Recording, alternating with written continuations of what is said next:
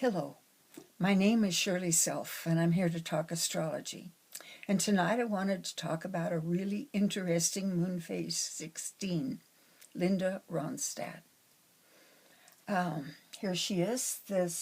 She was born on the 15th of July in 1946 at 5:39 p.m.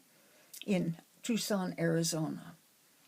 She's a Sagittarius rising. She's got this beautiful cluster up here in Libra, Jupiter, Juno, Chiron, and Neptune across the midheaven. She's got here Mars and Venus, both in Virgo, although not conjunct. Here we've got a conjunction of Mercury and Pluto in Leo. Here we've got Saturn and the Sun in Cancer, conjunct in Cancer, and here we've got Fortuna in Cancer. And the North Node is conjunct Uranus here. Here we've got the Moon in her second house of talents, and boy, does she have talents. The woman was an incredible singer, incredible. You can see that in here. She's got this Neptune right on the midheaven, and Neptune rules music. That Neptune is ruled by this Venus in Virgo, which has very good taste and knows what she wants to express, and that the Venus is unaspected. The Mars, however, up here in Virgo, has got this square to Uranus. The Sun, Saturn conjunction makes her ambitious. And she's also got this Moon, which is ruled by this ambitious Saturn. So here she is. She's got this incredible kite feature here that really integrates this chart. She is wonderfully put together. And her balance of the elements and modes is pretty good too. She's got 4 air and 4 cardinal signs, and everything else is divvied up evenly. So because of the predominance of cardinal signs, cardinal signs are ambitious, and she's got that Saturn that doubles down on that. So she is a moon phase 16. Interesting thing about moon phase 16 is they are the perfect person looking for the perfect life. Remember, as 16, it takes 15 lifetimes to go through the first half of the cycle. And at moon phase 15, the full moon, Yeats calls that beauty. Why? It's because this person has perfected himself, herself, and become that unique individual that was predicated at the very first moon phase 1. The unique individual this person could create. Remember, the first quarter of the cycle is all about recognizing and learning to utilize the talents, the new talents that you have every new cycle. You get a whole load of new talents. And so that first quarter is about recognizing those talents and learning how to use them, like I said. And the second quarter, which it's the water quarter, and it is all about learning to be creative. Learning how to be creativity. It's about learning to utilize the subconscious. And so, what that creative quarter is all about is creating the unique individual that you can be if you just bust your ass at it. And so this unique individual is then at moon phase 15, after some trauma in which they have to rectify any mistakes that have been carried over into moon phase 15. It is a phase called beauty.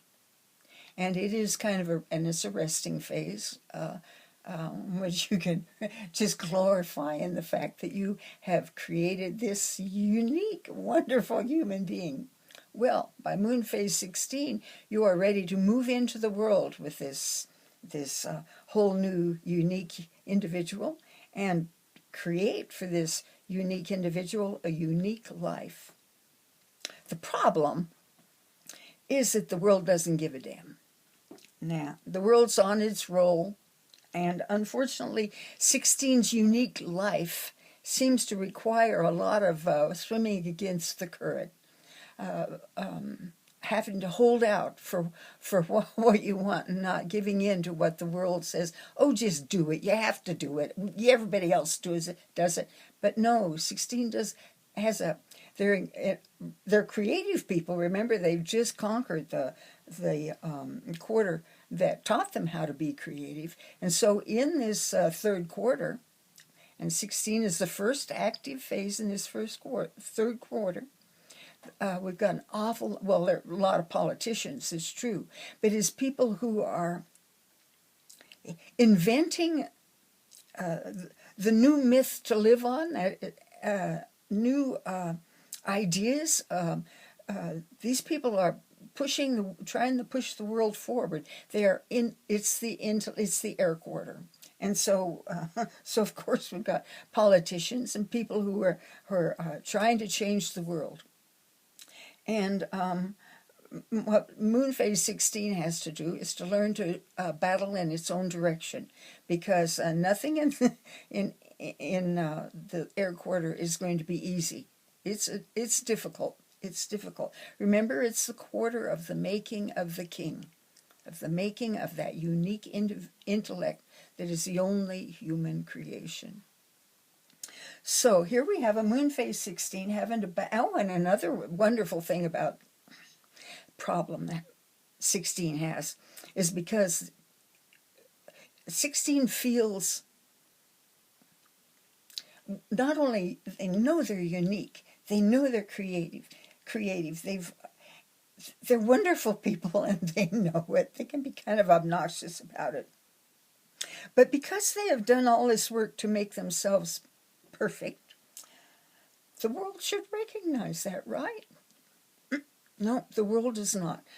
What 16 has, that is a real handicap, is an idea that because I am perfect, the world will recognize that and respond in a perfect way. And and the world doesn't really do that. And this myth of outer perfection, I've perfected myself, and so I will walk into this perfect world. 16 finds that it's a fight from the get-go. So we look at Linda Ronstadt, and here we see this grand trine in air. This is very, very powerful. Remember, things about grand trines is that they're always on. And she's got this powerful trine in air. She knows what she wants to do. And look at this Mars square to the Uranus. Can she fight? Ooh, she can. Mars-Uranus is, it can be really nasty. Really nasty. But it's really ability to seize the moment, to grab what you want when it comes by, and she was quite capable of doing that. She's got this the quality of her music. She was really picky, the Virgo, about what she wanted to sing. She knew a song was hers when she heard it, and she'd go after it. It's ruled by this Mercury conjunct Pluto in Leo, and this Mercury Pluto is ruled by this Cancer, the emotional Cancer, and so it gives an awful lot of emotional depth to her work. Not to say beauty. Look at the Neptune up there, and the whole thing, notice how it's gathered all over here, and the whole thing is controlled by this moon in Aquarius. This is the handle, and it's a powerful, powerful moon. It rules the sun, rules the Saturn. It is in mutual reception with the Saturn, and that is very handy, very handy. What it does is it gives the Saturn can pretend it's in Aquarius, and the moon can pretend it's in Cancer. And what happens when you do that? When you do that kind of switcheroo thing, the Saturn will still be. It will be at 28 Aquarius. It'll resonate at 28 Aquarius, and the moon will resonate here next to the Fortuna. Now, your Fortuna, is your kind of your guidance to how you're going to make some money here, how you're going to prosper in life. And so this moon is really powerful. This 27 degrees, speaking of power, 27 degrees Sagittarius area is the heart of the galaxy, and that empowers her. It just gives her oomph, you might say. A beautiful singer, just not only a good-looking woman, but oh my goodness, she can sing, could sing.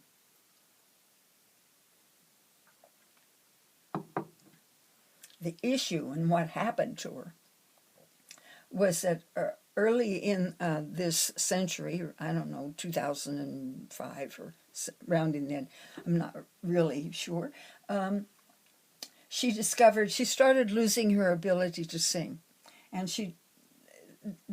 they discovered that she had a neurological disease, a very rare neurological disease, and that rareness could be indicated by the Uranus there, but nervous system, Uranus and Gemini.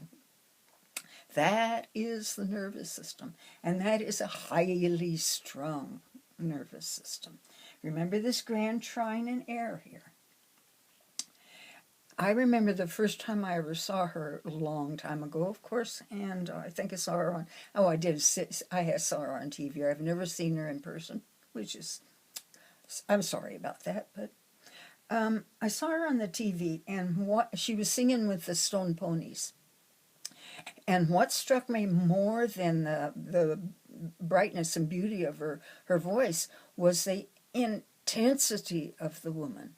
The sheer intensity of her. She just stood on that stage and sang and vibrated. And notice that this Gemini is on the cusp of the house of health here and on the 7th house cusp. And what that'll indicate is some disease, a chronic disease that can turn acute when the right progressions happened. And during the early 2000s, that was during the time in which Pluto transited through Sagittarius, and Neptune transited across her moon in Aquarius. And that was enough to start the decline and to push it on, and actually put it on steroids. And so now she is not capable of doing much. She has help and needs help to do just about everything. And that's sad, but I have looked at this chart and I'm thinking, how could she have stopped this? Well, she would have to learn how to turn off that overwrought nervous system. And she's got that Mars exacerbating it. I don't know.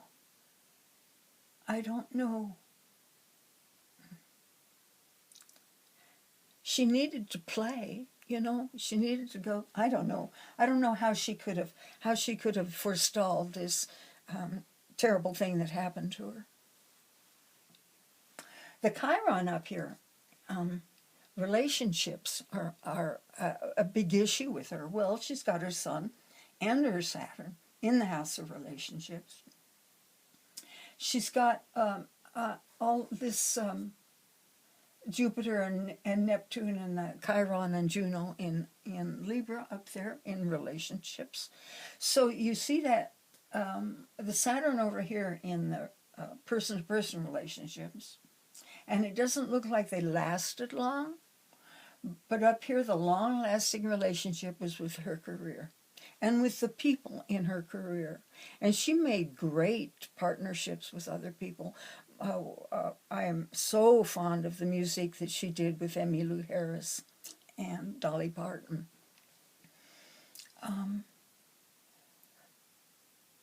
Yeah, I don't know how she could have turned it off. I really don't.